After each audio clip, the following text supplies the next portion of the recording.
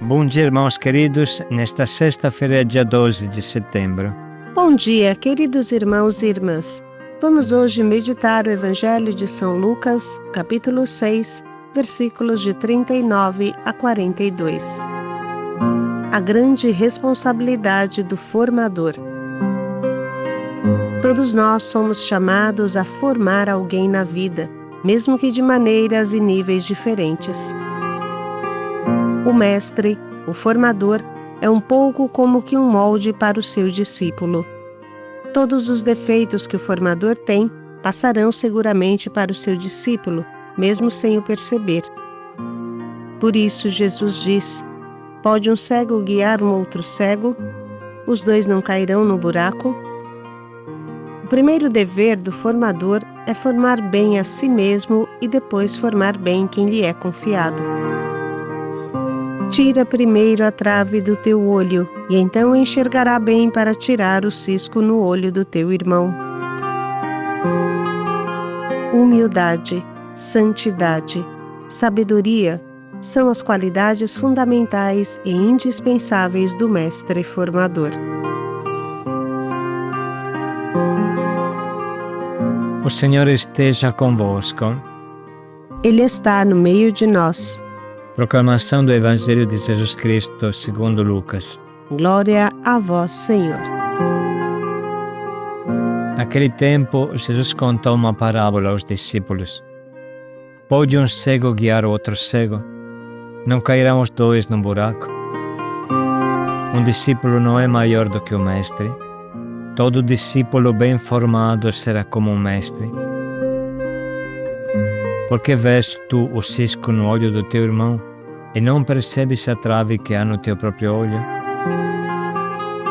Como pode dizer ao teu irmão: irmão, deixa-me tirar o cisco do teu olho, quando tu não vês a trave no teu próprio olho?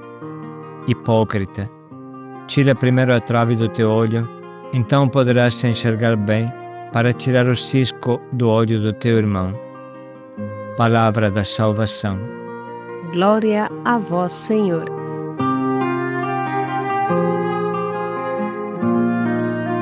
Todo discípulo bem formado será como um mestre.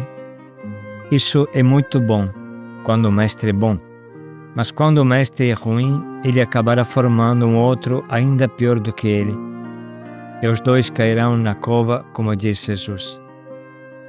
O discípulo não tem culpa por ser cego, pois seus olhos ainda estão em formação. Já o mestre carrega uma grave responsabilidade. Primeiro, porque não cuida da própria cegueira.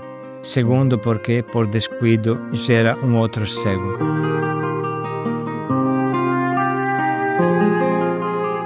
É necessário escolher bem o nosso guia e nos esforçar com honestidade para sermos bons e humildes pequenos guias para aqueles que vêm depois de nós. Trágico é quando um mestre cego se considera bom. Ele tem uma trave no olho, mas pretende tirar um fiapo do olho de quem está ao seu lado. Mas também a atitude contrária é trágica. Quem fica paralisado e diz: eu não quero me envolver com ninguém. Não quero que ninguém me ajude na caminhada. Vai que ele é cego e me arruína?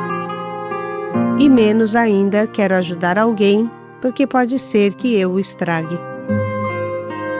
Esse preguiçoso modo de raciocinar é típico de quem tem já os dois pés na cova, porque Jesus é o caminho e quem não caminha nunca encontrará Jesus. E como caminhar se não sabemos para onde ir? Para onde nos dirigir sem uma guia?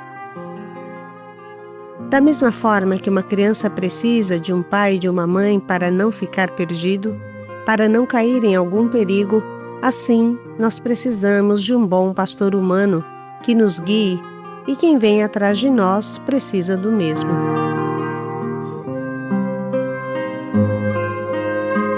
Não é à toa que Jesus nos compara às ovelhas, e isso é interessante. Vamos falar um pouco da visão das ovelhas. Os olhos das ovelhas estão posicionados nas laterais da cabeça.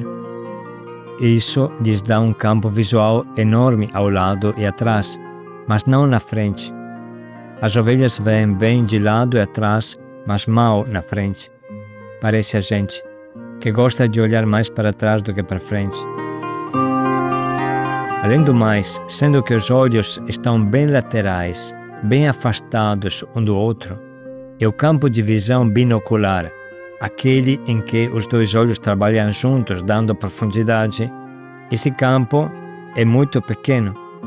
Por isso, a ovelha tem dificuldade para calcular distâncias de objetos, a profundidade dos abismos.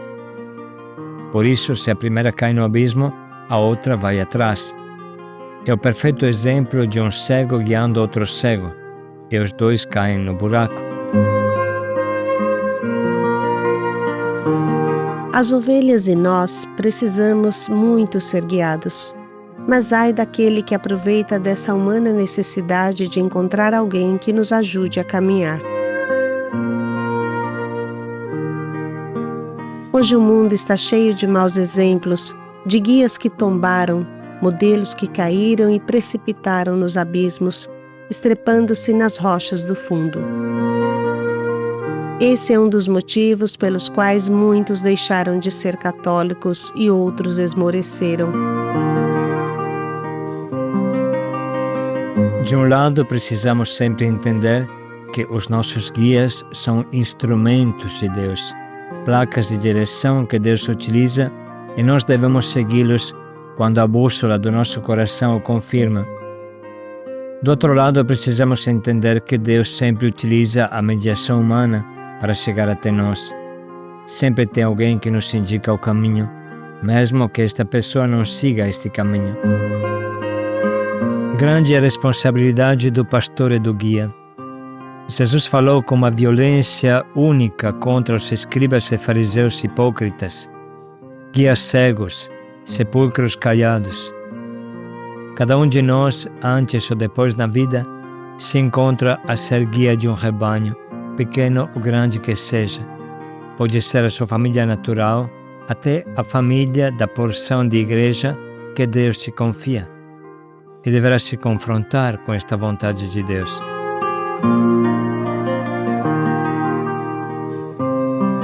Precisamos entender bem que formar não é informar, ou seja, você não é uma placa de direção muda que informa sobre o caminho, mas não se interessa se um caminhante entende ou não, segue a direção certa ou não. Você não é um pombo-correio que leva recado e não se interessa minimamente se a pessoa que o recebe o abre, o lê, o pratica. Não é isso não. Formar não significa informar. Isso até a IA, a inteligência artificial, faz melhor do que nós. Formar significa pegar pela mão o irmão novo, o irmão pequeno na sua fé, conduzir pela mão o irmão que precisa, até ele entender bem o caminho, fortalecer os seus músculos, firmar os seus pés, andar com suas pernas. É presença, acompanhamento, correção e incentivo. É suar junto, lutar juntos. A verdadeira formação exige proximidade, paciência e constância. Nada pior do que dizer a uma criança: olha, se comporte bem, coma o certo.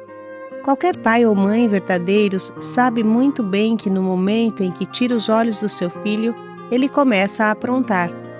Pior ainda se for um moleque.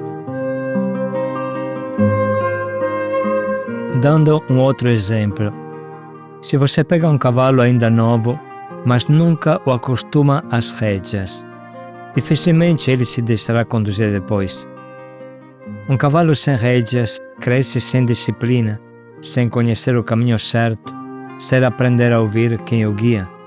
Quando for adulto, será rebelde, indomável e já não aceitará mais a correção.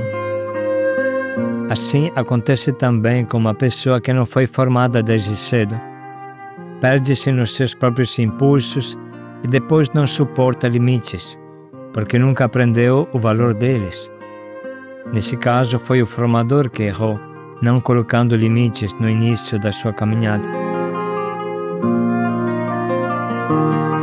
Não pode existir um formador, um guia preguiçoso que diga: publiquei no meu blog o percurso e agora que cada um se vire. Ninguém é criança aqui. Devemos colocar bem na cabeça que formar significa educar, conduzir, oferecer um ensinamento que realmente molde a pessoa. É preciso compreender também que quando alguém não cuida de perto de quem acompanha, como uma mãe que não ensina ao filho como viver, está na prática ensinando o contrário, que a ordem não é importante, que a boa educação não vale nada, que é aceitável se apossar do que é dos outros e aprontar à vontade. Quem não coloca limites, inevitavelmente estará formando uma pessoa selvagem, libertina, solitária e antissocial, que não consegue viver na sociedade. E o resultado é previsível. Cedo ou tarde, acabará se perdendo, indo para a cadeia, ou se chocando com outros piores do que ele. E então os problemas serão inevitáveis, porque não sabe respeitar as regras que em todo canto tem. Se a mãe não coloca limites, será o juiz ou o traficante a colocá-los.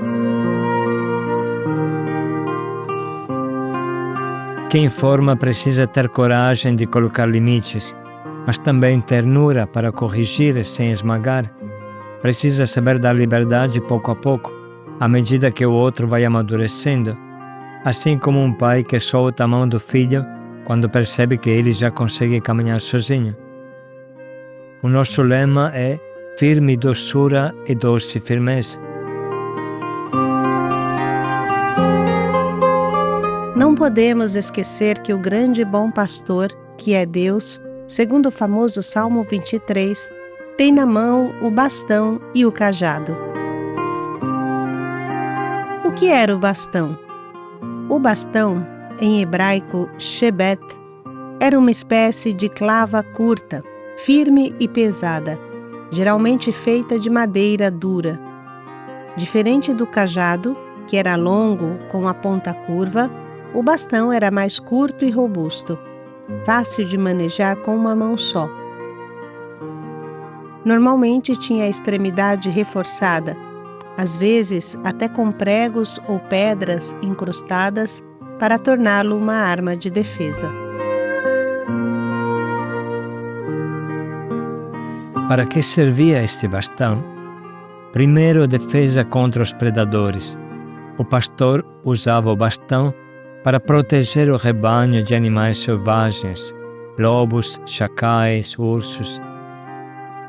Era sua arma de ataque, com a qual podia afugentar ou até matar um inimigo que se aproximasse das ovelhas. Segundo, o bastão servia para corrigir as ovelhas.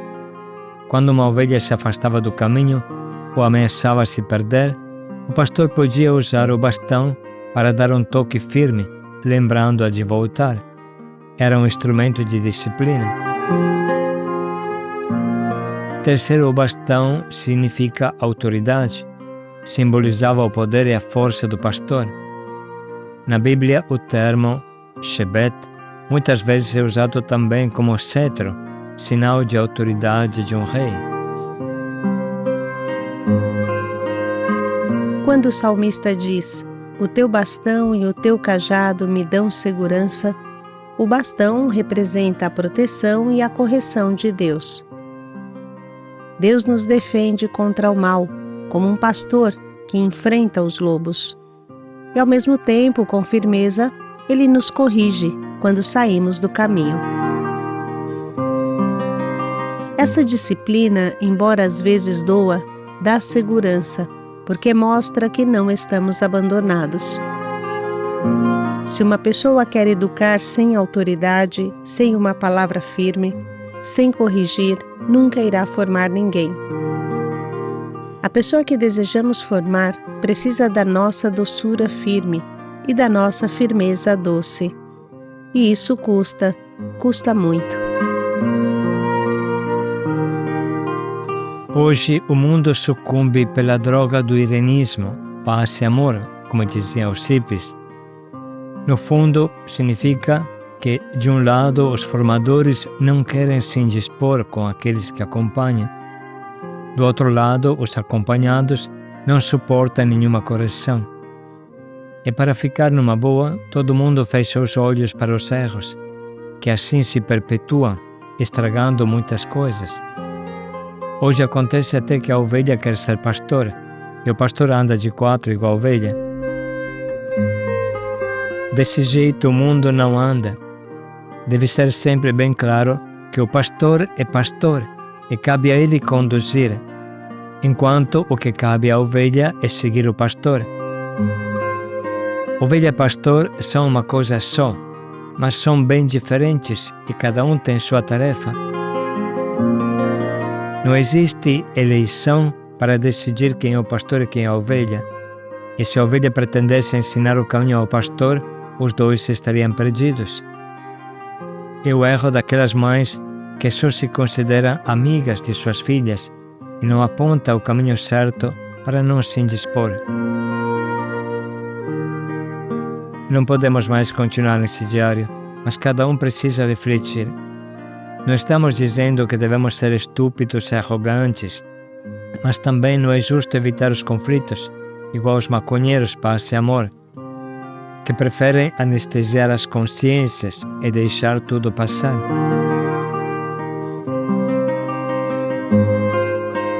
Vamos, portanto, ver novamente esta importante palavra. Naquele tempo, Jesus contou uma parábola aos discípulos. Pode um cego guiar outro cego? Não cairão os dois num buraco? Um discípulo não é maior do que o mestre. Todo discípulo bem formado será como um mestre. Por que vês tu o cisco no olho do teu irmão e não percebes a trave que há no teu próprio olho? Como pode dizer ao teu irmão: irmão, deixa-me tirar o cisco do teu olho, quando tu não vês a trave no teu próprio olho? Hipócrita, tira primeiro a trave do teu olho, então poderás se enxergar bem para tirar o cisco do olho do teu irmão.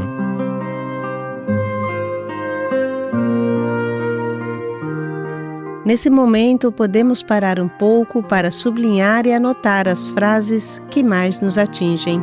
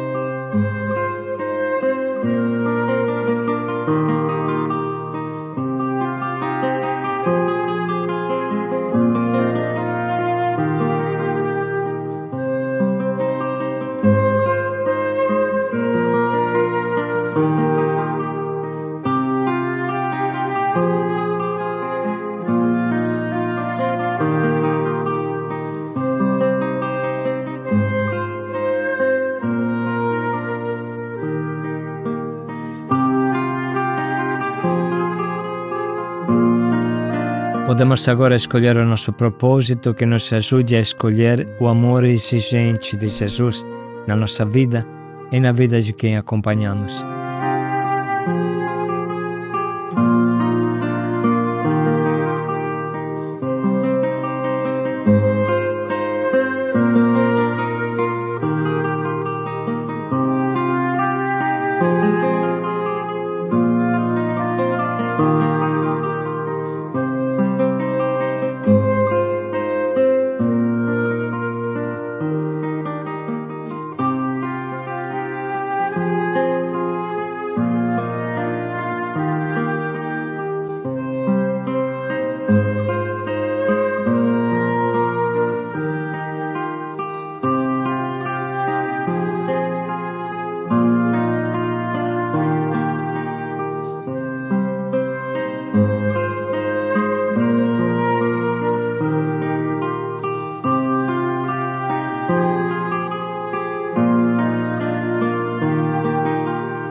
Vamos dedicar mais um minuto para pensar bem em como colocar em prática esse nosso propósito.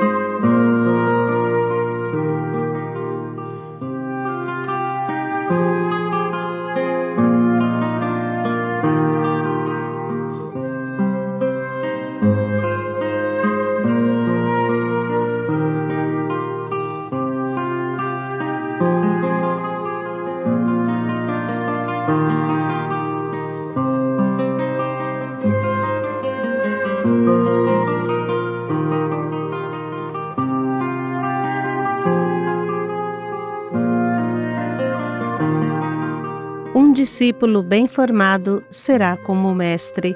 Paz e alegria a todos. Vamos escolher o amor exigente de Jesus. Paz e alegria a todos.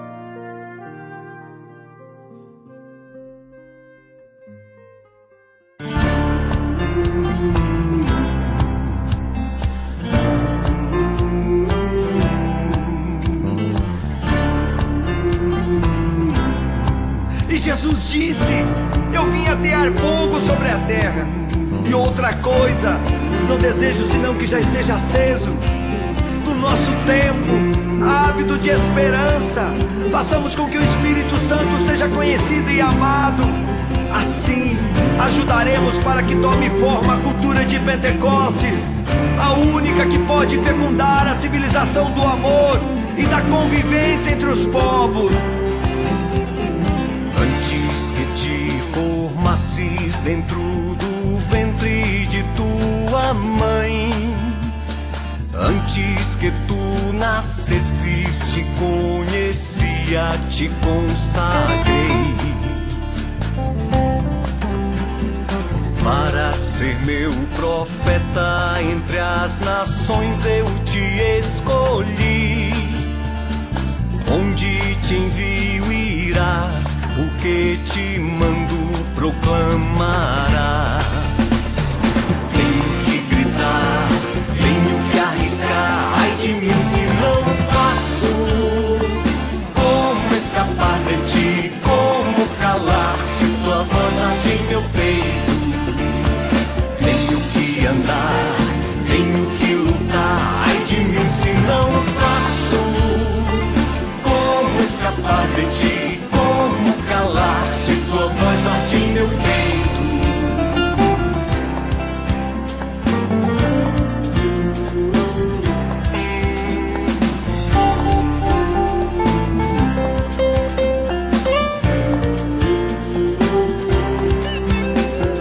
Não temas arriscar-te, porque contigo eu estarei.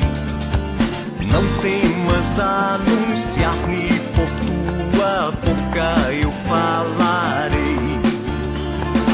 Hoje te dou meu povo para arrancar e demolir, para edificar, construirás e plantarás. Tenho que gritar, tenho que arriscar, ai de mim se não faço.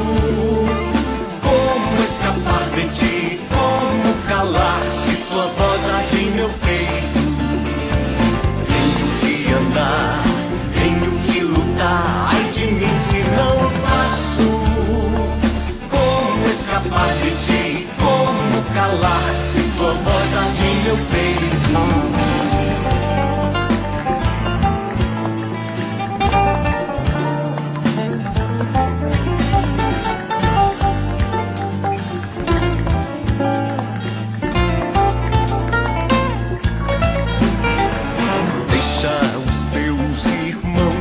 Deixa teu pai e tua mãe, deixa enfim teu lar, porque a terra gritando está. Nada tragas contigo, porque a teu lado eu estarei.